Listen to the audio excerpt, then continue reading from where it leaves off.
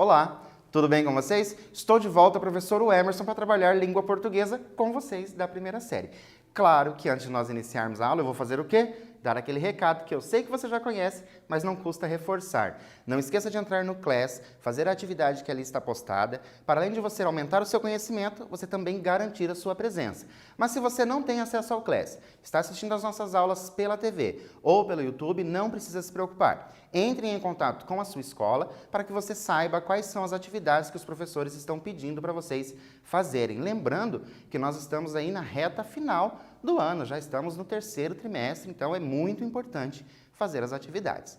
O recado dado, nós vamos aos nossos objetivos de hoje. Olha só, conhecer um pouco sobre o poeta Gregório de Matos, ler e interpretar um soneto, inferir uma informação implícita no texto, lembrando que implícita é aquela informação que só pelo texto você acaba não conseguindo. Você vai precisar de outras leituras, leituras de mundo, outras leituras que você traz da sua vida. Reconhecer o efeito de sentido decorrente da escolha de uma determinada palavra ou expressão, lembrando que determinada palavra ou expressão pode alterar aí o sentido dentro do contexto. E identificar o tema de um texto. Para começar, nós temos um quiz que vocês já estão acostumados, mas desta vez eu vou dar um tempinho para vocês pensarem a respeito desse quiz. Mas olha só, são características da literatura barroca. A gente já falou do barroco, então quais são as características? 1. Linguagem rebuscada. 2. Figuras de linguagem. E 3. Jogo de palavras e ideias. Então, quais dessas afirmações estão corretas? Vou dar um tempinho para você reler, pensar nas afirmações e eu já volto.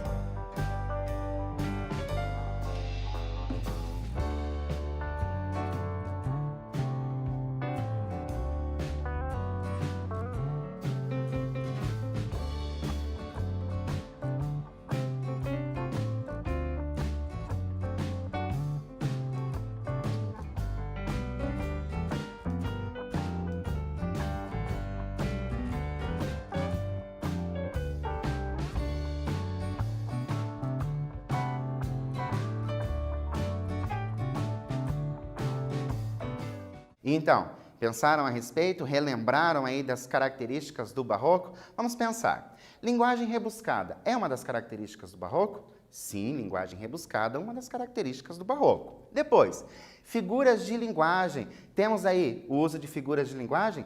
Temos também. E jogo de palavras e de ideias. Nós temos tudo isso ali na literatura do barroco? Sim, nós temos. Então, a alternativa correta, letra D, porque estão corretas a número 1, a 2 e a 3. É muito importante a gente lembrar sempre essas características.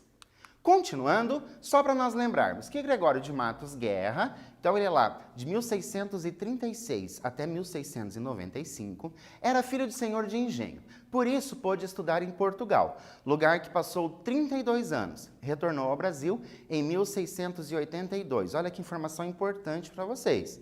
Ele ficou em Portugal durante muito tempo, mas ele é brasileiro, ok? Ficou conhecido na história literária como Boca do Inferno. Então você vai pensar, Gregório de Matos, Boca do Inferno. Você vai fazer essa relação. Por causa de suas sátiras e de sua poesia erótica. A poesia desse período literário pode ser classificada em lírica e também satírica, ok? Só para a gente saber um pouquinho do Gregório de Matos. Então nós temos a lírica de Gregório de Matos, ela pode ser reflexiva, amorosa ou sacra. Então nós temos reflexiva, amorosa e sacra. A sacra, só para a gente lembrar, vai ter a ver aí com religião, ok? A reflexiva, claro, com reflexão e a amorosa com amor, mas só a sacra para a gente relacionar a sacra com religião, ok? Continuando, trouxe para vocês uma leitura de imagem. Quem fez foi o artista Adriano Félix.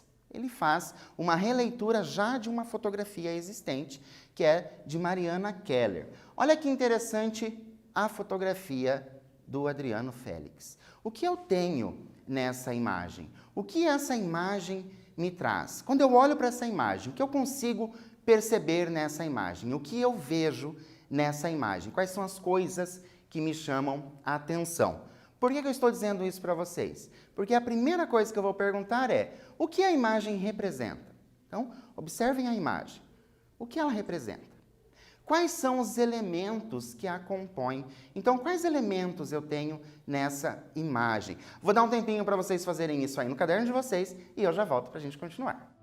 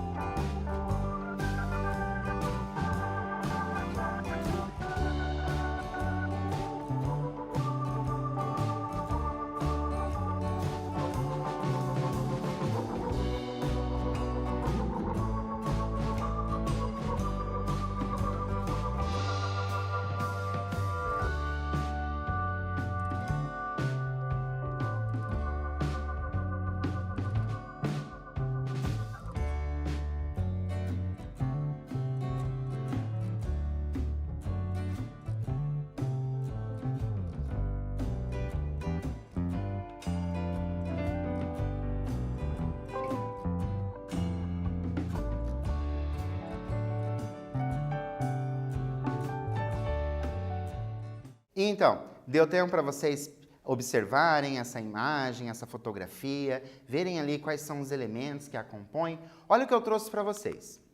Que nós temos o relógio, né? A gente tem a significação aqui de um relógio. Depois, folhas. Eu tenho essas folhas. Mas como essas folhas estão? Elas são da mesma cor? Por que elas estão mudando de cor? Depois eu tenho o sol, indica aqui, ó.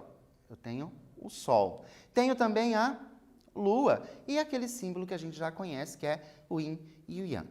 E agora, o que será que essa imagem pode nos representar? Será que ela tem uma ideia de passagem de tempo? Será que é isso que está trazendo?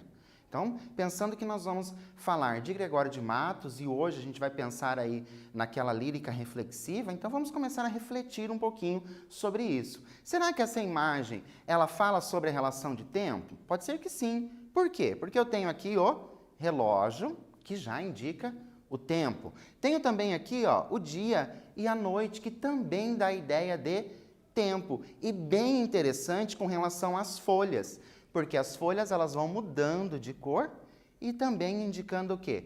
A indicação do tempo, da passagem de tempo. E aqui nas folhas a gente pode ir até além, né? A vida, então começa aqui com vida e depois tem toda a passagem pela vida, chegando ali no final com a morte. Então são coisas que a gente tem que observar nas imagens. Quando a gente faz a leitura de imagem, eu tenho que tentar observar o máximo que eu conseguir, certo? Trouxe para vocês o soneto do Gregório de Matos, para vocês ouvirem e não somente para a gente fazer a leitura desse soneto do Gregório de Matos. Então, vamos ouvir o soneto e depois a gente continua.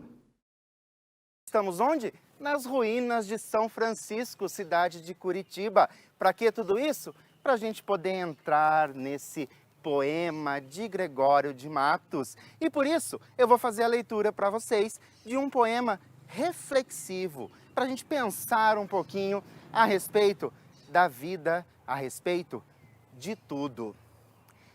Nasce o sol e não dura mais que um dia. Depois da luz, se segue a noite escura. Em tristes sombras, morre a formosura. Em contínuas tristezas e alegrias. Porém, se acaba o sol, por que nascia? Se formosa a luz é, por que não dura? Como a beleza assim se transfigura. Como o gosto da pena assim se fia. Mas no sol e na luz falte a firmeza. Na formosura não se dê constância. E na alegria sinta-se a tristeza. Começa o mundo, enfim, pela ignorância. E tem qualquer dos bens, por natureza, a firmeza somente da inconstância.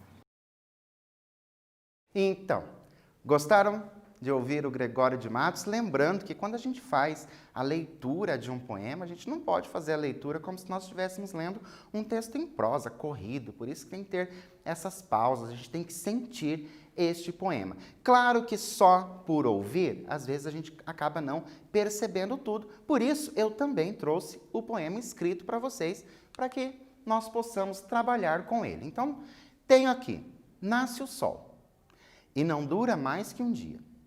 Depois da luz, se segue a noite escura. Em tristes sombras, morre a formosura, em contínuas tristezas e alegrias. Então, é a primeira parte do meu soneto, então eu tenho ali 4 versos. Lembram quando nós trabalhamos soneto? Que eu tenho lá soneto dividido em quartetos e tercetos, 2 quartetos, 2 tercetos. Tenho aqui, então, os 4 versos, o primeiro quarteto. E já tenho também uma atividade. Vou pedir para vocês relerem esse primeiro quarteto, essa primeira estrofe, e retirar o verso em que a antítese aparece de forma explícita. Lembra? A gente vai entender um pouco das coisas implícitas, mas agora eu quero de forma explícita. Vou dar um tempinho para você reler, encontrar esse verso, escrever aí no seu caderno e eu já volto.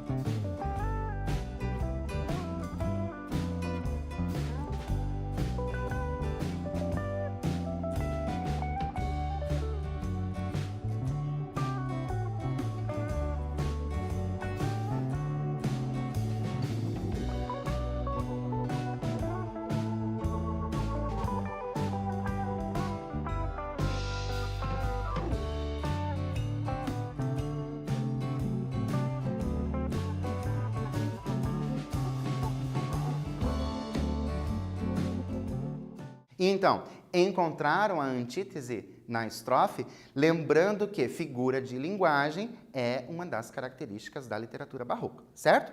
Trouxe para vocês o quê? Que eu tenho em contínuas tristezas e alegrias. Lembra a antítese? Aquela que é ao contrário? Então, eu tenho aqui tristezas e depois alegrias, que são palavras contrárias. Continuando, porém, se acaba o sol, por que nascia? Se formosa a luz é, por que não dura? Como a beleza assim se transfigura, como o gosto da pena assim se fia. Mas no sol e na luz falte a firmeza. Na formosura não se dê constância, e na alegria sinta-se a tristeza. Começa o mundo, enfim, pela ignorância, e tem qualquer dos bens por natureza a firmeza somente da inconstância. Conseguem perceber nessas últimas estrofes, nesses tercetos, como eu tenho bastante esse jogo ali, de novo, de antítese? Então, a figura de linguagem, ela fica bem marcada, certo? Nessa literatura barroca. Isso é uma característica que a gente vai ter que sempre estar lembrando. Beleza? Continuando, trouxe para vocês uma outra leitura de imagem. Agora, a artista é a Giovanna Florencio Fontinhas e ela dá o nome de obra Interpretação. Interpretação? Mas interpretação do quê? Interpretação desse soneto de Gregório de Matos. Então, para a Giovanna, para essa pessoa, a Giovanna, ela entende esse soneto do Gregório de Matos da seguinte forma, com essa imagem aqui dividida, né? Eu tenho aqui o dia e desse lado aqui eu tenho a noite. E embaixo aqui eu tenho um cachorro e daqui do ladinho eu tenho um gato. Então, para a Giovanna, a interpretação do poema, né, do soneto ali de Gregório de Matos, se ela for ilustrar, ela ilustra desta forma. Essa é a interpretação que ela tem. Mas, agora, quais elementos da pintura de Giovanna nos remete ao soneto de Gregório de Matos? Então, ó, nós já ouvimos, vocês viram o vídeo, lembrando que para quem não é de Curitiba, foi feito lá nas ruínas de São Francisco, aqui na cidade de Curitiba. Então, vocês ouviram, depois nós lemos novamente o mesmo soneto e agora vocês vão fazer o quê? Perceber na pintura dela, da artista Giovanna, quais elementos remete ao soneto. Eu vou dar um tempo para você relembrar o soneto, escrever aí no seu caderno e eu já volto.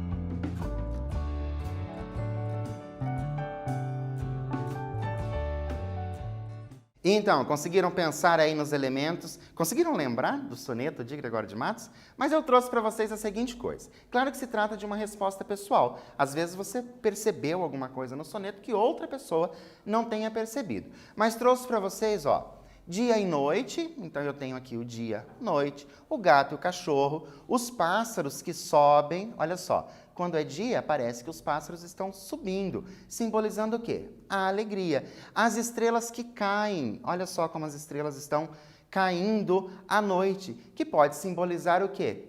A tristeza, até mesmo ali pelas cores, né? Cores quentes e cores frias. Continuando, a aluna Gabriele dos Santos Soares, lá do Colégio Estadual de Paranavaí, na cidade de Paranavaí, a professora dela, a professora de língua portuguesa, Rosana Martonelli, solicitou também que ela fizesse essa interpretação desse soneto do Gregório de Matos. E olha como essa aluna, a Gabriele, ela interpreta o poema. Ela também traz o dia e também traz a noite. Aqui no dia, ela simboliza como alegria, né? Então tem o sol, então parece que quando tem sol você fica mais alegre. E à noite, ela traz ali com a escrita trevas. Por quê? Porque além da escuridão, a pessoa pode se sentir ali também um pouco mais fechada, um pouco mais triste, dentro ali das suas trevas. Então, esse também é um exemplo de interpretação de poema. Então, a pessoa leu o poema e fez uma obra artística com relação àquele poema. Ficou bem bacana esse da Gabriela. Parabéns. Gabriele. Parabéns a Gabriele e também à professora Rosana. E agora, a obra de Gregório de Matos, autor que se destaca na literatura barroca brasileira, compreende. Letra A. Poesia épico-amorosa e obras dramáticas. Letra B. Poesia satírica e contos burlescos. Letra C. Poesia lírica, sacra e religiosa e poesia satírica. E letra D. Sermões e poesia de caráter religioso. Lembram lá no início da aula que trouxe para vocês um esquema que nós tínhamos lá, lírica, depois reflexiva, amorosa e sacra? Isso vai ajudar nós a respondermos, porque nós sabemos que compreende poesia lírica, sacra e religiosa e também a poesia satírica, lembrando que é por isso que ele é chamado ali de Boca do Inferno. Só para nós relembrarmos o que nós aprendemos, Gregório de Matos é um dos mais importantes autores brasileiros. A lírica de Gregório pode ser classificada em reflexiva, amorosa e sacra. O apelido Boca do Inferno se dá por conta da poesia satírica e erótica, e as figuras de linguagem são marcantes nos textos de Gregório de Matos e também da literatura barroca. Deixo para vocês como indicação o livro da Ana Miranda chamado Boca do Inferno, que vai falar de Gregório de Matos, e eu deixo aqui o dominiopublico.gov.br, certo? Caso vocês queiram outros sonetos do Gregório de Matos. Por hoje, eu fico por aqui, espero vocês na próxima aula e até lá!